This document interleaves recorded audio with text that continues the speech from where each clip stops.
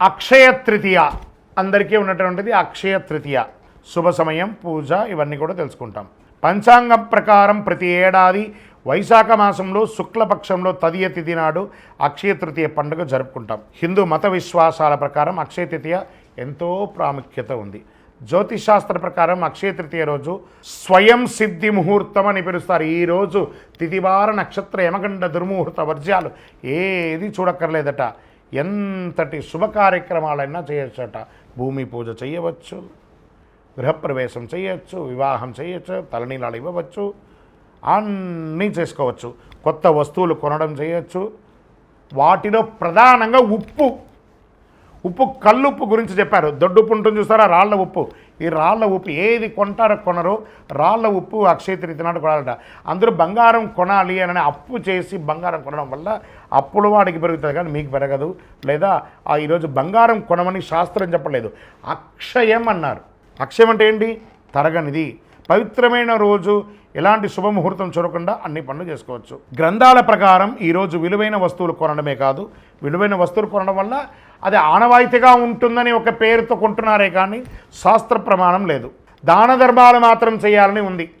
వీలుంటే 10 మందికి భోజనం పెట్టండి, వస్త్రం ఇవ్వండి, ధాన్యాలు ఇవ్వండి అనివ్వండి.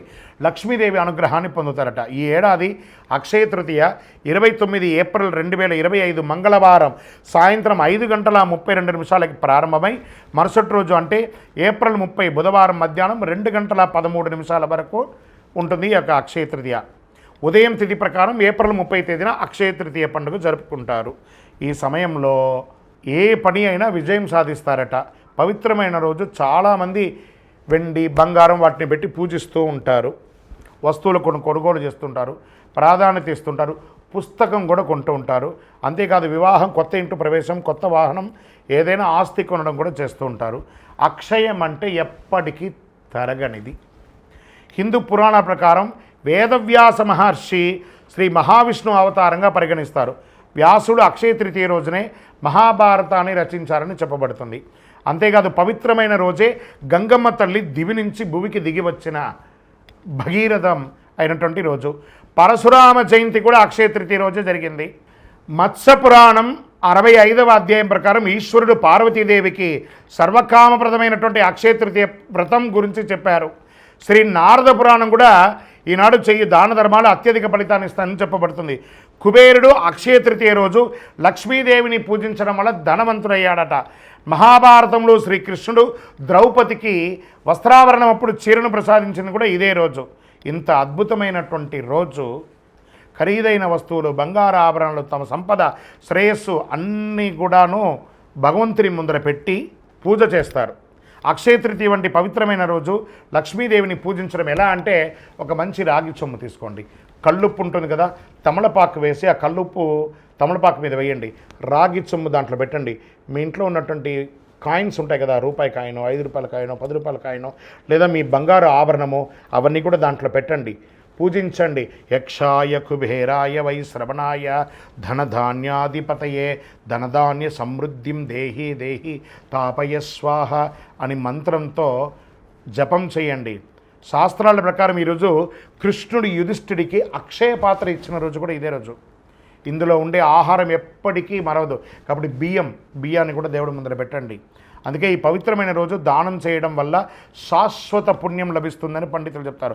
అక్షయ తృతీయ రోజు ఒకవైపు కొబ్బరికాయ, దక్షిణావృత శంఖం అంటారు చూసారా, చెవిలో పెట్టుకుంటే ఓంకార నాదం వస్తుంది చూసారా, దక్షిణావృత శంఖం, శివలింగం, కళ్ళుప్పు, దొడ్డుప్పు అంటారు చూసారా, ఖచ్చితంగా ఆ రోజు 1 కిలో కొనండి, కళ్ళుప్పు కొనండి. కొన్ని చోట్ల దొరకదు, వెతకండి, తీసుకొచ్చి కొనండి. ఆ రోజు ఇంటికి తీసుకురావడాన్ని గట్టిగా చెయ్యండి. దాని పూజ ఎలా చేయొచ్చు? అక్షయ తృతీయ రోజు తెల్లవారుజామున అంటే సూర్యోదయానికి ముందు లేచి గడప కడిగి పసుపు ఆరం రాసి స్నానాధికాలు చేసి ఉతికిన బట్టలు ధరించి పసుపు రంగు వస్త్రాలు ధరించండి. మంచి ఫలితాలు పొందారు. పూజ చేసే చోట ఒక వస్త్రం ఏర్పాటు చేయండి. అనంతరం విష్ణు విగ్రహాన్ని, లక్ష్మీదేవి విగ్రహాన్ని ప్రార్థన చేయండి, నీటితో శుద్ధి చేయండి. పూజ చేసే సమయంలో తులసి ఆకులు, బిల్వ ఆకులు పెట్టి పూజించండి. పండ్లు, పువ్వులు వగరాలు పెట్టండి. మంచి ఆహారం అనండి. తీపి పంటలంతా పేదవాళ్ళకి, ఆఖరికి మీ ఇంట్లో పని చేసే వాళ్ళు ఉంటారు కదా, వాళ్ళకి ఇవ్వండి.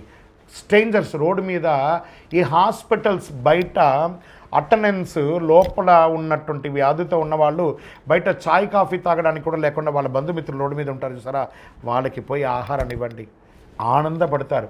ఆ లోపల ఉన్న వైద్యం చేసుకునే వాళ్ళు కూడా ఆరోగ్యం అవుతారు. ఇదే అక్షయ తృతీయ రోజు చేయవలసిన పనులు. దాన ధర్మాదులు ఎక్కువ చేయండి. పూజ ముగిసిన అనంతరం మహావిష్ణు స్వరూపంగా, లక్ష్మీదేవి స్వరూపంగా కొంతమందిని ప్రార్థన చేసి వాళ్ళకి దానం ఇవ్వండి. అక్షయం మీరు ఎంత దానం చేస్తారో, ఎందుకు మనం పూజ చేసిన తర్వాత కృష్ణార్పణం అంటారు. ఖర్చు మీదే, డబ్బు మీదే. కృష్ణుడికి ఎంత ఎందుకు అర్పణం ఇస్తున్నారు? కృష్ణార్పణం అనగానే అది తిరిగి మీ దగ్గరికి వస్తుంది. అందుకే అక్షయం అని అన్నారు. ఉప్పు అక్షయ తృతీయ రోజు ఎందుకు కొనాలో, అక్షయ తృతీయ రోజు ఉప్పు కొని దానం చేయడం వల్ల జీవితంలో అన్ని కష్టాలు తొలగుతాయి, దరిద్రం తీరుతుంది, నవగ్రహ దోషం తొలగుతుంది, అలాగే అన్ని సమస్యల నుంచి ఉపశమనం పొందుతారు. భార్యాభర్తల మధ్య సఖ్యత లోపం అది తొలగుతుంది. అక్షయ తృతీయ రోజు ఉప్పు దానం చేయడం వల్ల పూర్వీకుల ఆశీస్సులు పొందుతారు. అక్షయ తృతీయ రోజు ఉప్పు కొనడం వల్ల సాధారణ రాతి కాండ బాగా తెల్లగా ఉన్నటువంటిది అక్షయ తృతీయ రోజు రాతి ఉప్పు కొనడం వల్ల లక్ష్మీదేవి ప్రసన్నమవుతుంది. చూడండి, వంట అంతా చేస్తామండి, ఒక చుక్క అందులో ఉప్పు లేకపోతే ఎలా ఉంటుంది? అద్భుతమైన వంటే కదా, అదే లక్ష్మీదేవి. చిన్నపిల్లలు ఉన్న రూమ్లో ఒక గ్లాసులో పెట్టండి, మీ బాత్రూమ్స్లో కూడా ఒక గ్లాసులో పెట్టండి. మీరు సంపాదించే ప్రతి డబ్బుని ఒక మట్టి మూకుడులో ఉప్పు వేసి అందులో ఆ రోజు డబ్బుని అలా పెట్టి మరుసటి రోజు బీరువాలో పెట్టండి, చాలా నిలవ ఉంటుంది. ప్రయత్నం చేసి చూడండి. ఇలా ఎన్నో చెప్పుకుంటూ పోవచ్చు. అక్షయ తృతీయ రోజు, అక్షయ తృతీయ రోజు మీ మనసుకి ఏది నచ్చితే అలా చేయండి. ఆరోగ్యంగా ఉండండి, సంతోషంగా ఉండండి. పరోపకారార్థే ఇదం శరీరం అన్నట్టుగా ఇతరులకి సహాయం చేయడానికి ప్రయత్నం చేయండి. విజయోస్తు.